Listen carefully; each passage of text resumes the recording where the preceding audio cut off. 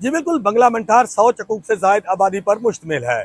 सैकड़ों की तादाद से लोग रोजाना की बुनियाद पर रहीम खान 36 किलोमीटर, सादिकाबाद 18 किलोमीटर का सफर निजी ट्रांसपोर्ट पर करते हैं। मकामी लोगों का कहना है कि वो जिले इंतजामिया से अपील करते हैं कि बंगला मंठार को भी जो है इलेक्ट्रिक बस का तोहफा दिया जाए। मेरे साथ यहाँ पर कुछ शहरी मौजूद है, उनसे जानते हैं कि वो इस हवाले से क्या कहते हैं।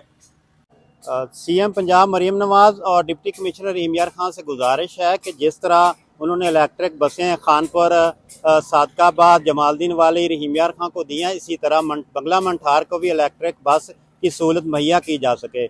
क्योंकि स्टूडेंट डेली बेस पे और बाकी अवाम, गरीब अवाम डेली बेस पे रहीम खान जाती है। पेट्रोल महंगा होने की वजह से उनको मुश्किलात का सामना करना पड़ता है।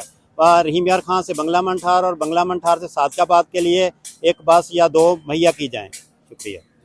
जी, मरीम नवाज साहब से अपील है कि हमें भी इलेक्ट्रिक बस की सहूलत मुयसर की जाए ताकि लोग इससे फ़ायदा उठा सकें और स्टूडेंट वगैरह जो बच्चे और अदर लोग अपने सहूलत हासिल कर सकें और इलेक्ट्रिक बस की सहूलत दी जा सके। जी, शहरियों का कहना है कि वो वज़ीर आला पंजाब और डिप्टी कमिश्नर से अपील करते हैं कि बंगला मंठार का रूट भी जो है वो इलेक्ट्रिक बस के लिए मुख्तस किया जाए ताकि मकामी लोग इससे फ़ायदा उठा सकें। जी।